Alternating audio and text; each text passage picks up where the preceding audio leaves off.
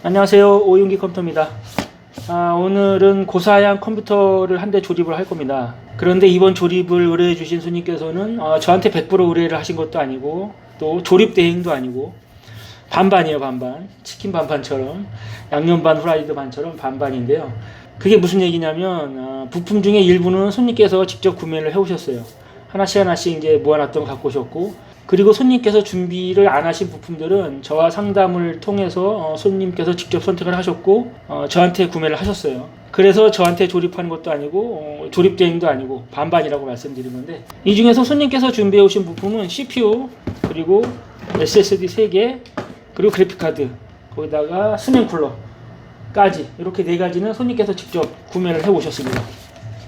이렇게 4가지 손님께서 구매해 오신 거고, 그리고 메인보드, 메모리, 케이스, 파워, 요 4가지는 이제 저한테 구매를 하셨는데, 요 4가지 품목도 거의 마음을 정하고 오셨더라고요. 그래서 이제 저랑 상담을 하긴 했는데 거의 마음 정하신 걸로 선택을 했고, 근데 다만 한 가지, 요 메모리는 제가 추천해 드리는 걸로 이제 하기로 하셨어요.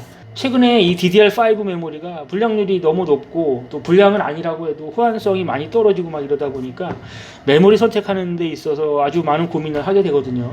삼성 것도 뭐 불량률이랑 호환성이 많이 떨어져서, 그래서 최초에는 삼성 DDR5 16기가 4800MHz짜리로 2개 선택을 했었거든요. 그래서 그렇게 가기로 했었는데, 삼성 DDR5 16기가 4800MHz짜리 제품이 용산에 전체적으로 재고가 없었어요. 그래서 아예 튜닝램으로 갈까 어쩌다 고민을 많이 하시다가, 메모리에는 이 LED가 없는 걸 원하시더라고요. 그래서 튜닝 메모리로 쓰기에도 조금 애매해서 제가 하이닉스 거를 추천드렸어요. 하이닉스 DDR5 16기가 5600MHz짜리 제품 2개입니다. 이 하이닉스 메모리가 이제 삼성 거에 비하면 가격이 많이 비싸거든요. 차라리 그냥 튜닝램을 쓰는 게 나을 정도로 가격이 좀 삼성에 비해서 비싼데, 그래도 안정성이나 호환성 이런 걸 고려해서 하이닉스 거를 제가 추천드렸고, 손님께서도 흔쾌히 좋다고 말씀하셔서 하이닉스 거로 쓰기로 했습니다. 그래서 이 메모리를 제외한 다른 부품들은 이제 모두 이제 손님께서 정하신 부품들이에요. 케이스가 지금 카메라 상에서는 안 보이는데, 케이스가 저쪽에 있습니다. 저쪽에 있는 하얀 케이스, 사이즈가 좀 있는 케이스인데, 모델명은 리안의 렌쿨 3라는 모델이고, RGB 없는 모델이에요. 그런데 이런 시스템에서 이렇게 담백하게 끝낼 리가 없죠. 당연히 추가 부품들이 있습니다. 추가 부품들 좀 이제 보여드릴게요. 네, 지금 추가할 구성품도 갖고 왔는데요. 추가할 구성품들이 그렇게 많진 않아요. 그래서 조립 난이도가 아주 높거나 뭐 컨트롤러가 많이 추가돼서 선정리가 뭐 아주 어렵다든가 뭐 그렇지는 않아요.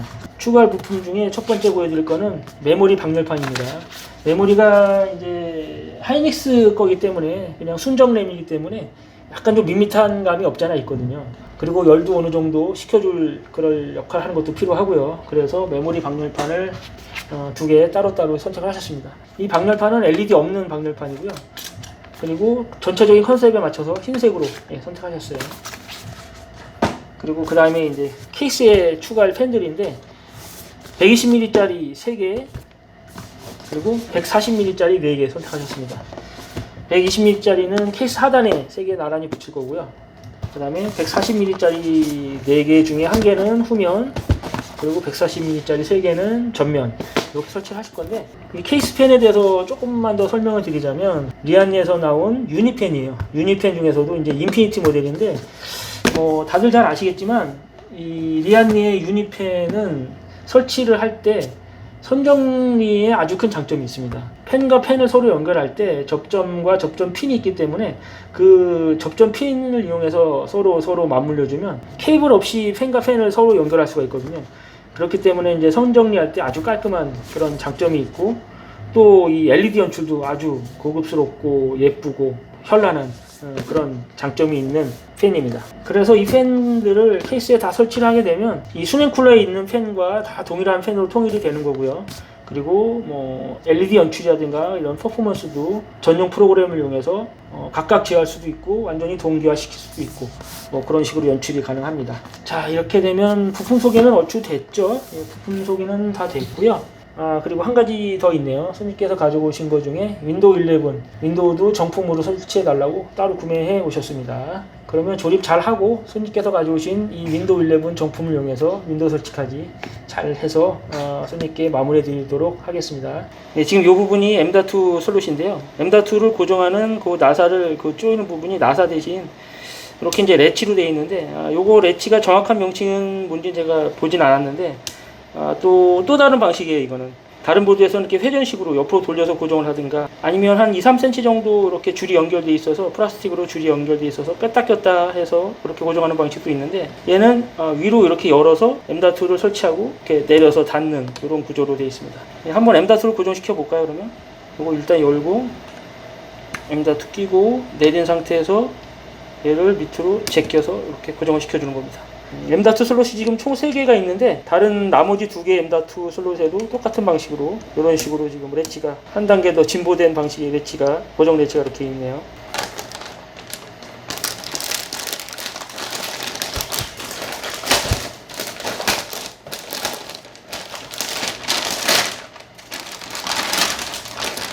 그래픽카드 백플레이트에 이 보호 필름 꼭 띄셔야 됩니다.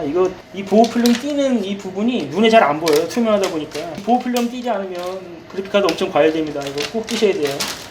지금 이 파워는 슈퍼플라워 제품이고, 슈퍼플라워의 1000W 풀 모듈러 제품이거든요. 이 슈퍼플라워의 모듈러 파워의 장점이 있습니다. 그 장점이 뭐냐면, 이 단자들이 다 똑같습니다. 이 메인보드에 메인 전원을 제외한 다른 단자들은 모두 모양이 똑같죠. 그래서 CPU 보조 전원이나 뭐 SATA 전원선, 그리고 이렇게 4핀 전원선, 또 이렇게 그래픽카드 전원선 모두 뭐 이렇게 잘 확인하고 꽂을 필요 없이 그냥 아무데나 맞는데 꽂으면 되는 거예요. 그거는 상당히 좀 장점인 것 같아요. 근데 지금 혹시나 초기 불량이 있나 싶어서 누드 상태로 전원 한번 넣어본 거고요. 화면이 뜨는지 확인해보고 바이오스 업데이트하고 그 다음에 본격적으로 조립 들어가 보도록 하겠습니다. 네, 지금 바이오스 진입된 상태고요. CPU는 AMD Ryzen 7 7800X3D, 거기다 메모리 16GB 하이닉스 거 5600MHz짜리 잘 인식되고요. 그리고 M.2 SSD 모두 다 인식 잘 됩니다. 네, 기존 바이오스 버전이 F4였는데 상당히 오래된 버전이더라고요. 그래가지고 최신 바이오스 버전 다운받았고 지금 업데이트 중입니다. 최신 바이오스 버전이 F9C인가 그랬던 것 같아요. 그리고 날짜는 2023년 8월 10며칠 날 업로드된 최신 바이오스가 있었습니다. 네, 바이오스 업데이트 잘 됐습니다. 바이오스 업데이트 할 때마다 항상 불안한데, 다른 메인보드는 몰라도 이 AMD의 AM5 소켓의 메인보드들은 무조건 바이오스 업데이트를 해줘야 돼요. 바이오스 이 안정성이 너무 떨어진 상태에서 출시가 됐기 때문에 바이오스가 최신 버전이 나오는 대로 바로바로 업데이트를 해주는 게 좋습니다. 그러면 이제 본격적으로 조립 시작해 보도록 할게요. 리안리의 유니팬은 그 수냉 쿨러에 기본으로 포함되어 있는 거, 그거는 한두 번 만져봤는데, 지금처럼 케이스에 이렇게 유니팬을 도배하는 건 오늘이 처음이거든요. 잘 해낼 수 있을지 천천히 한번 해볼게요.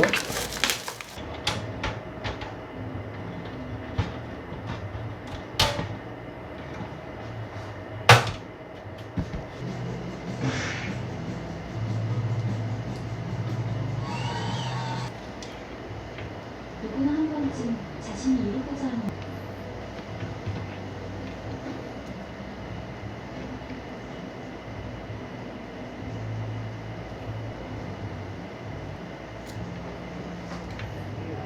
네, 드디어 간이 조립은 다 됐어요. 완성은 아니고 간이 조립 완료고 이제 선정리 해야 되는데, 선정리하기 전에 조립이 잘 되었나 한번 전화 넣어봤습니다. 네, 현재 내부 모습이고요. 네, 팬 LED 잘 들어오고 돌아가기도 잘 돌아가고 있어요. 전면 3개, 바닥 3개, 그리고 후면에 1개, 거기다가 이제 수냉 쿨러 팬 3개까지 총 10개죠. 10개 팬들이 다 잘 돌고 LED도 멋지게 들어옵니다. 네, 그러면 뒷면에 선정리하고 윈도우 설치하고 마무리하면 될 것 같아요. 또 이번 조립은 또 언제 하나 이런 생각을 가지고 조립을 했는데, 또 하다 보면 또 이렇게 마무리를 짓게 되긴 되네요. 네, 드디어 컴퓨터의 조립은 다 됐고요. 윈도우 설치까지 다 마무리됐습니다. 네, 오늘 조립한 컴퓨터도 상당히 고가의 컴퓨터입니다. 그래픽카드만 해도 뭐 최저가로 250만원, 260만원씩 하는 RTX 4090이기 때문에 상당히 사양이 높은 컴퓨터죠. 그 정도로 고가이면서 고사양인 컴퓨터이긴 하지만, 컴퓨터 구성 부품이 제가 뭐 처음 보는 부품이 있다던가 아니면 조립 난이도가 아주 높은 부품이 있다던가 그런 게 아니었기 때문에 조립은 뭐 그렇게 어렵지 않게 성공할 수 있었어요. 그 대신 오늘 이 컴퓨터의 조립을 함에 있어서 가장 포커스를 맞췄던 게 이 시스템 팬입니다. 시스템 팬을 어떻게 설치할 것인가, 거기에 이제 가장 포커스를 좀 맞췄던 것 같은데요. 제가 왜 그런 생각을 했냐면 일단 팬은 다 통일이 됐거든요.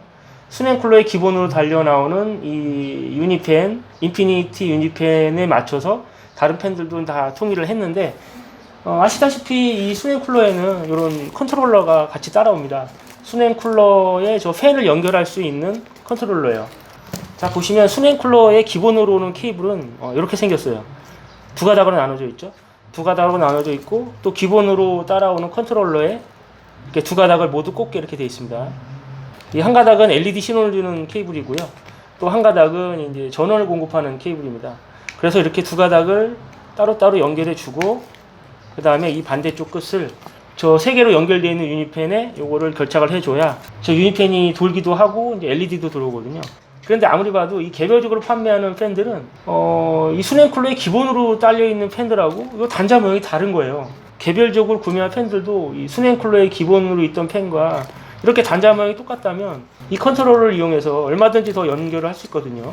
이 단자 하나당 총 4개까지 연결되어 있는 유니팬을 연결할 수가 있거든요. 그러니까 총 팬을 16개까지 이 컨트롤러 하나로 이렇게 연결할 수 있는 거거든요. 그래서 이 수냉쿨러의 기본으로 딸려오는 이 컨트롤러 하나면 팬이 총 10개니까 충분히 설치하고도 남겠다라는 생각을 했는데, 그런데 개별적으로 따로따로 구매하려고 하는 팬들은 단자 모양이 다르더라고요. 개별적으로 따로따로 구매하는 팬들의 단자 모양은 이렇게 생겼습니다.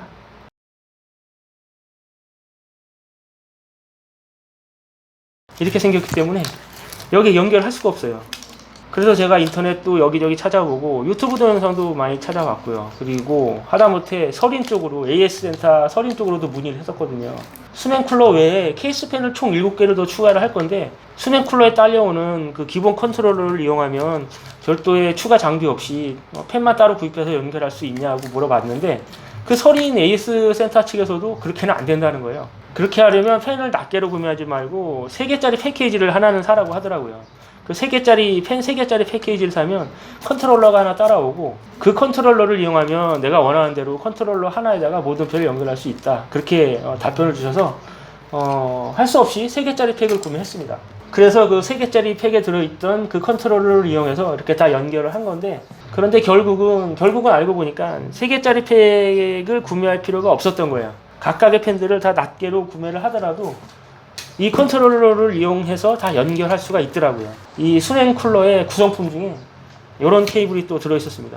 이렇게 생긴 케이블이 3개가 들어있는데요. 이 케이블을 이용하면 다른 팬들을 모두 낱개로 구매하더라도 이 기본 컨트롤러를 이용해서 모두 연결할 수가 있더라고요. 일단 수냉쿨러에 달려있던 기본 팬 3개는 원래 따라온 케이블로 연결하시면 되고요. 그 다음에 낱개로 구매한 이 팬들의 케이블은 수냉쿨러에 포함되어 있던 이 케이블을 이용해서 변환시켜주면 돼요. 이 PWM 단자는 어차피 똑같거든요. PWM 사피는 그대로 꽂아주시고, 이 5V 단자가 여기 안 맞아서 그게 문제였잖아요. 근데 이 5V 단자를 이 컨트롤러에 맞는 이 단자로 변환해주는 젠더였어요.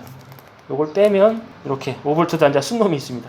5V 단자 순놈을 여기다가 연결을 하고, 그 다음에 이렇게 변환된 단자를 컨트롤러에 꽂아주면 되는 거였습니다.